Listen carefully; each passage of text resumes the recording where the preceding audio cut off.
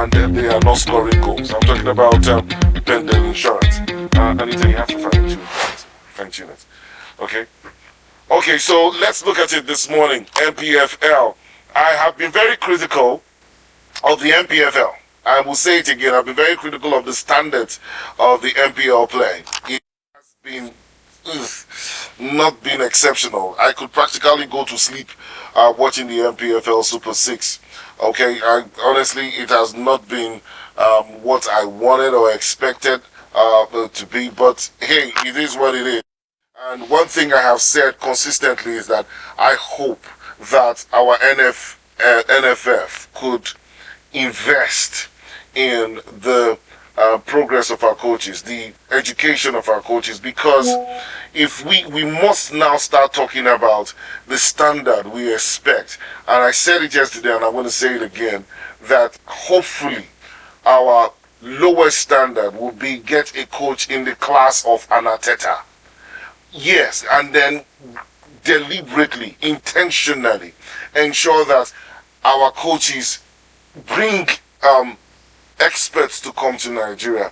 Get that to come. If that can be worked out, it will take our football development to the highest level. We can't keep condoning mediocrity. Yesterday I heard that Ladan Bosso was gunning for the head of coaches association. Congratulations! Congratulations, man! And I also congratulate you for getting to the quarterfinals of a world tournament. Congratulations! But then I still say this. I have no problems with Ladan Bosso, but then how good is he? How well do we play? How well do we take set pieces? How well do we plan out our games? Nigeria is going to play Sierra Leone, and still we do not have an identity. We don't have a football brand. We don't exactly have a football playing structure, ideology, brand, or whatever it is that we want to call it. And it is very important that from the youth level, we start building this. We start digging into the foundations to ensure that we do. And it's important. Important because we have a harvest of talent in football. Victor Osimhen is being honored by FIFA. Taiwo Awoniyi is right now as king of Nottingham Forest. Gift Auburn is being talked about in circles of big clubs coming after him. Then there's Victor Boniface, there's Alex Iwobi, there's Ndidi, there's Ihan Nacho, who is the player of the year of a relegated Leicester. Well, that's funny. But anyhow, so we have a harvest of players. How do we use these players is very important. Do we use it like a Pep Guardiola will or a Jose Mourinho? Our coaches need to come up to speed as to the modern architecture of football coaching, or else we will be relegated into the backwaters. Ghana is doing it. South Africa is doing it. A South African coach has won the African Cup of Nations. That's a Nigerian coach could have Ismail Amabu and all that. So we need to come to those terms. Well, back to the NPFL and the match that is going to take place today. So if you are in Lagos, ensure that you attend. Bendel Insurance will be playing Enyimba. Remo Stars will be playing against Sunshine Stars. And Lobby Stars will play against Rivers United. Rivers United has been a bit impressive as per goal scoring. That's all for me. So 2 p.m. that's the game when the game will start. And Finidi George has consistently complained about playing a 2 p.m. game. It's too hot and it dehydrates his players.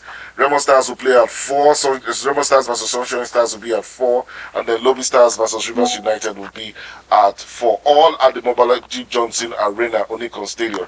And all these matches will be played on the same pitch. And I wonder what the state of the pitch will be after the first game, second game, and those guys playing in the third game are like, geez, man, what's up with that? Okay, so Enyimba Enyimba were the only side to pick up 3 points as of match day 2.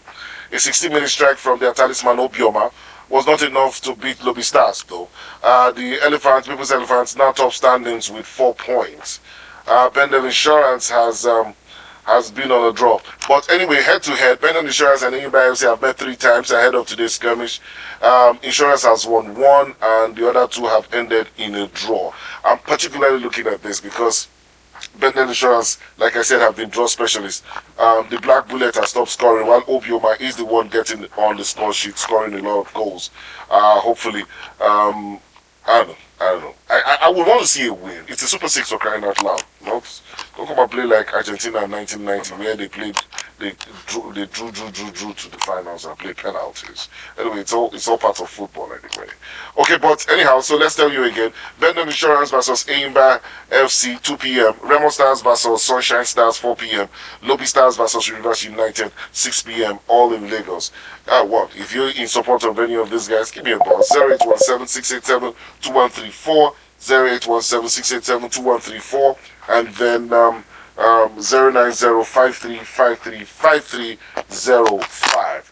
That is my number this morning. All right, so still taking your calls this morning. Let's move on. Let's shift attention and see what next is on the agenda before Nonso comes in. Now, Victor Osimhen is getting all the plaudits. And I really celebrate this young man. Honestly, I'm really happy for him, and I celebrate the fact that Victor Osimhen is getting all this acknowledgement. And FIFA recently honored him. Nice. After being conferred as with the National Award of the Member of the Order of the Federal Republic (MFR) by the former president, Victor Osimhen has received yet another honor from FIFA. Osimhen has been an example for many young footballers since his emergence into the international scene in 2015, when he won the Golden Boot in the under-17 ranks, and now he finished his 10 goals in 7 matches, broke the long-standing record of 9 goals in a single tournament, previously held by Suleiman Pongol and Suleiman Koulibaly. The feat also earned him the 2015 CAF Youth Player of the Year. Now, Osimhen recently helped Napoli to win the Serie A title for the first time in 33 years, and also become the first African to win the capocanoniere in Italy. The striker also broke a 14-year jinx of being the first player since Zlatan Ibrahimovic to win the Scudetto and the capocanoniere same season. Come to tongue twister. Okay, so, all right. And so in recognition of all this, FIFA, in a message to the Nigerian, to Victor Osimhen, it says, you represent the moment that what football can do. From Lagos to Napoli, where people love you, you have suffered, but your love for football and determination has guided you. Keep going, keep pushing. Africa needs examples, and millions are watching and dreaming. So, FIFA, big recognition for Victor Osimhen and calling him an example. Now, what this means is that I was listening to Sports show yesterday, where Nonso was talking about the evaluation of some players, and Victor Osimhen was not in the top 5. I think these are some of the things that we really need to start talking about.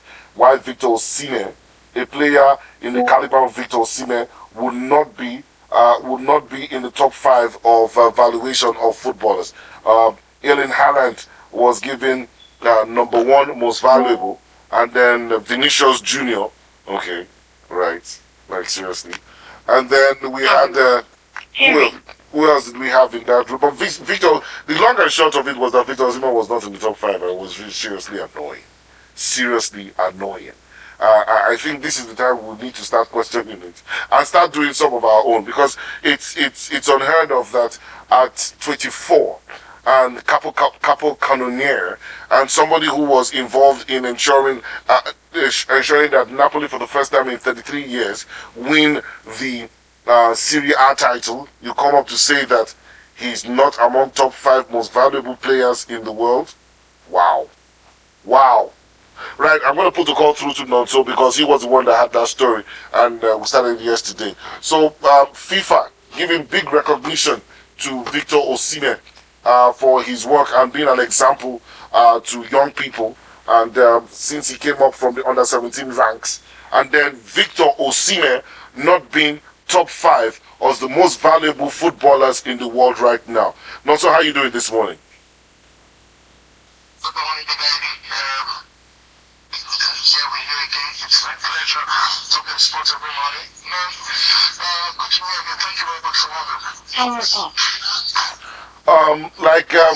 me. We're saying, it's quite absurd, and I really want to know the parameters that is involved with the ratings of Victor Osimhen not being top 5 of most valuable players in the world today.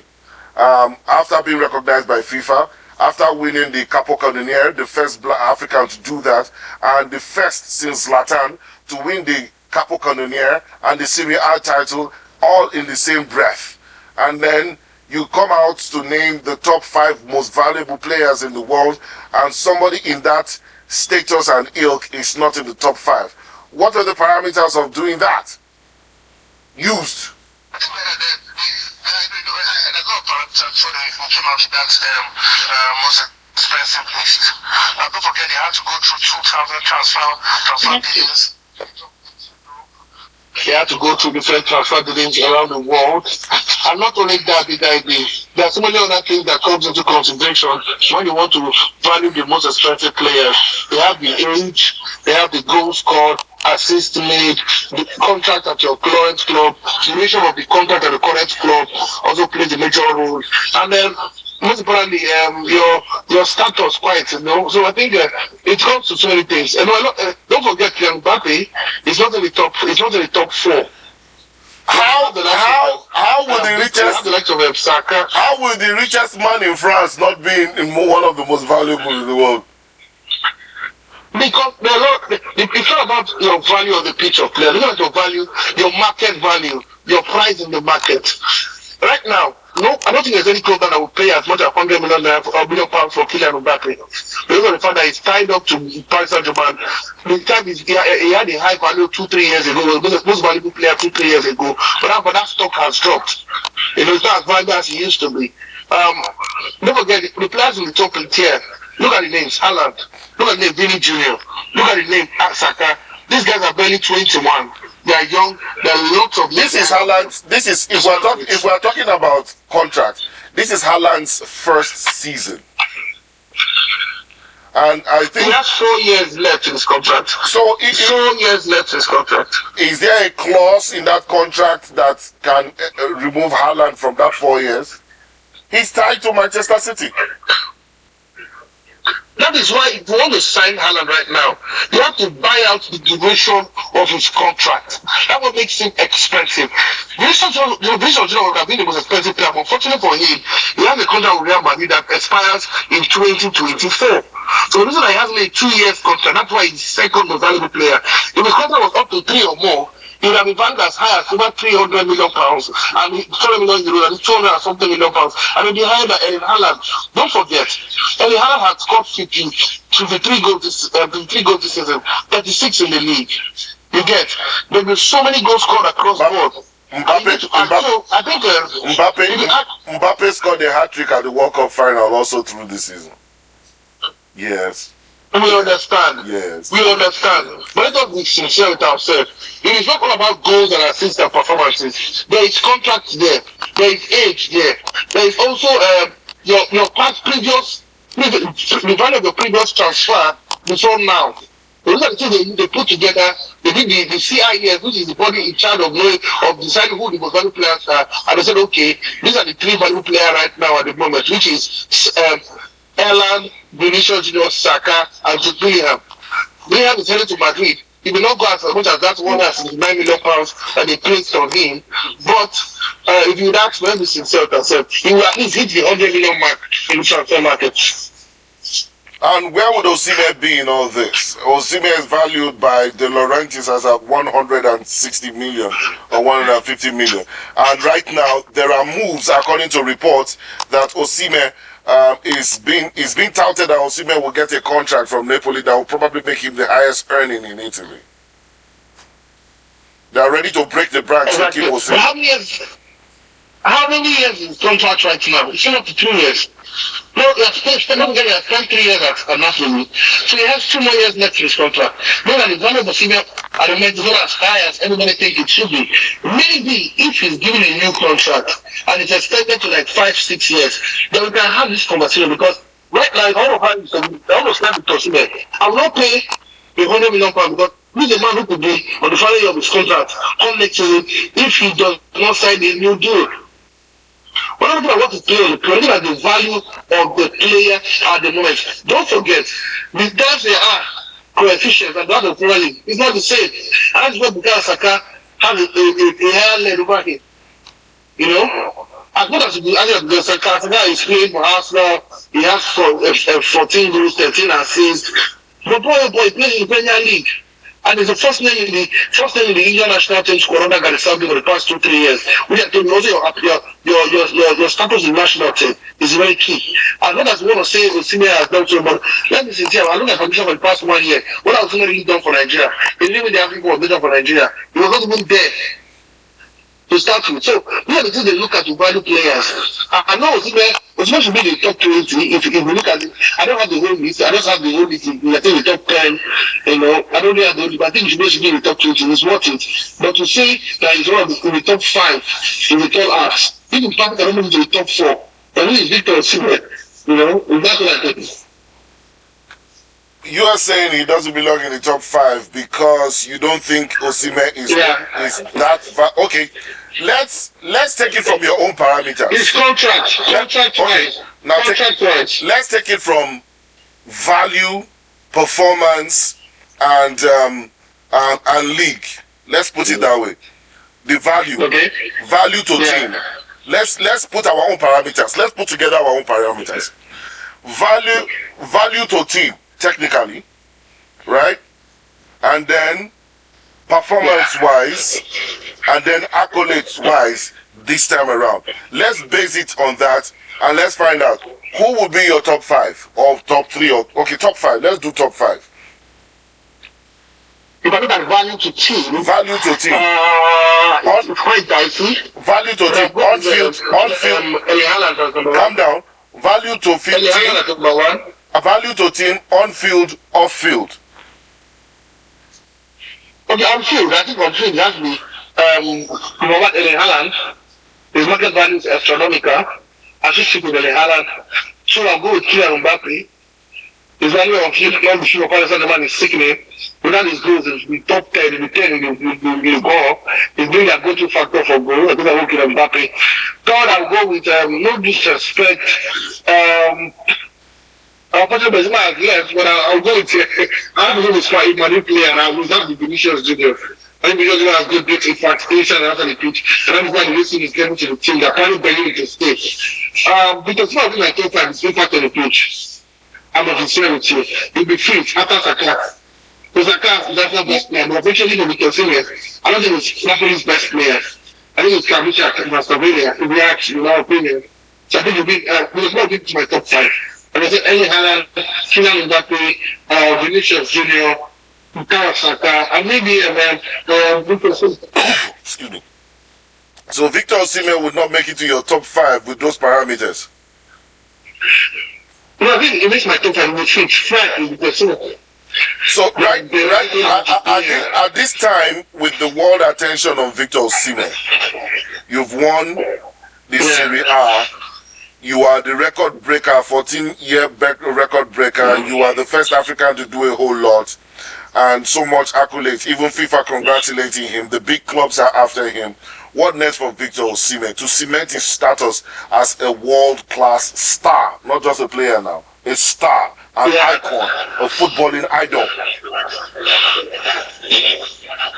I think it depends on what you say what next for him. There are a lot of doors opening for, like you did say, top clubs like Madrid are asking for a signature. We don't know whether they will get it. They can't get Harry Kane. I know that's the next angle they'll be looking at. And we get Man United that are trusted. They need the number 9. We officially get that they're going to field 8 players. Fred, Anthony Marcia, Scott McTominay. They're going to field so many players. Brandon Williams, you know. So these are players we need. So we need number 9. Maybe it's going to be hopefully, maybe it's, and also Chelsea. Chelsea, we don't need the introduction. We need the number 9 as well. So, like I said, I've told you my control why I should stay. I'll wait for that big move. But I think Chelsea is shaky. Man United are serious. Madrid is not ready yet. I think we should stay back. The season more, just 1 season. You know, do it again. Like when Benzema was when he did the first season, over 30 goals, there was some of rumor that he would leave the State Bank the first season. There was rumor he was going to leave, but the State Bank the top season, and then the top season made that move to Real Madrid, and you know the rest is history. I think it's time for him to stay back. All right, whenever he's playing, he'll get that respect that he's not one season longer. Let's take a break. I'll be right back. Stay with.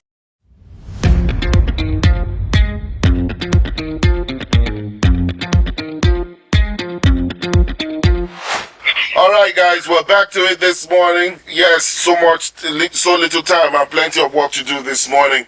Nonso Arinze, the bishop, is here with me this morning on We Talk Sports on WeFM 106.3. A major feature in on the big breakfast with Big ID. Listen to us every morning, 6 a.m. to 10 a.m. And you can follow us if you are a WeFM fan. Follow us on WeFM NG on Facebook and Twitter. WeFM NG on Facebook and Twitter. And also follow the Big Breakfast with Big ID on Facebook. It's Big Breakfast with Big ID on Facebook, on Twitter, and on Instagram. And you want to get a dose of what we do daily on YouTube is We Talk Sports 360 on YouTube. Get a dose of what we do on YouTube. You will see our faces there. Click on it, whatever platform you jump on us with, or you jump to be a part of us. Ensure that you click it, you follow, and post your comments. We welcome it. Thank you very much. So, back to you, Nonso. Nonso, we're looking at Ladan. Before you came on board, I was having my piece on Ladan Bosso, contesting for the leadership of the Nigerian Coaches Association. And I went back to what I said before, and I'm going to say it again. There are some certain things that shouldn't interest us right now. And in as much as I congratulate him for contesting, I congratulate him for getting to the quarterfinals of the World Cup, I think the Nigerian coaches and the Nigerian Football Federation should start investing intentionally on improving the national team coaches or coaches in general in Nigeria. We must invest in that. It is very important. We cannot keep getting mediocres coming in, and that's because I was watching the NPFL Super 6. I said it. It reminds me of secondary school football. There is nothing that will hold me spellbound to sit 90 minutes to watch this game, except I am at the venue of the stadium. If I'm watching it on television, it's boring, it's not intelligent, and I cannot read the game.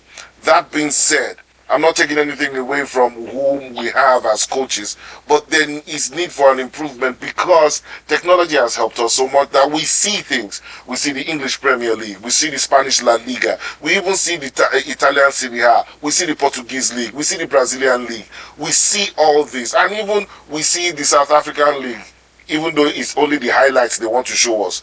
We cannot get that in our Nigerian football for now. So it is important that the NFF, Ibrahim Gusso, invest deliberately in improving the lot of the coaches. Get the experts to come here, partner with them. It would improve. At least for now, the lowest level we should be looking or aspiring to as our coaches is Mikel Arteta. Anything apart from that is a failure, and mediocrity will continue to reign, and that will be unfortunate, unfair, and just painful for Nigeria, because at this level Nigeria has no brand style of play. Painful. And that's right. You said not taking away from our coaches. I will take this away from our coaches. I will take something away from them. I'm not at Morocco. Last week, just a few months ago, I had a training, for coaches who want to go into female coaching. You know? They go to a member of CAF and do a proper coach clinic to educate, to informate this coaches on how to run, how to manage a team, be a female team, and get up to the pinnacle, to the apex level in football. Big idea. When last we have a coaching clinic for our coaches here in Nigeria? That's the thing. Okay, scratch that. When last we have a coaching clinic for anybody who wanted to become a coach in Nigeria? When last we have a CAF license coaching clinic here in Nigeria, whether it's CAF B or CAF C or CAF A. I for one wanted to participate in one of them, but I never did hold. So if you don't have a clinic where you can update, you teach and reteach, educate and reinform these coaches on what it is in modern football. The football has gone beyond teaching people around and running around. There is now data analysis. There is now computerized way of looking at these players. Do we have them here in Nigeria? If they see these tools, these are coaches, can they handle these tools? These are the problems we have. Also, in here it's unopposed. Nobody wants to pick tickets to battle the team for that position of as the president of the Nigerian Coaches Association. But I ask myself, if your coach, the president of your coaches association is Olaboso, and is the man in charge of the team we saw at the 20 World Cup, that everybody agrees with me that there's a tactical imbalance, there's a tactical gap between where it is and where our coaches need to be, then that time is a recipe for failure, a recipe for disaster, a recipe for total annihilation. If this is your president of the coaches in Nigeria, I wonder how the coaches under him would look like. Because I didn't see any, there is no almost, in the say it's almost close. There is no, you help me here. I don't think there's any tactical input on that thing. It was just quality of the players.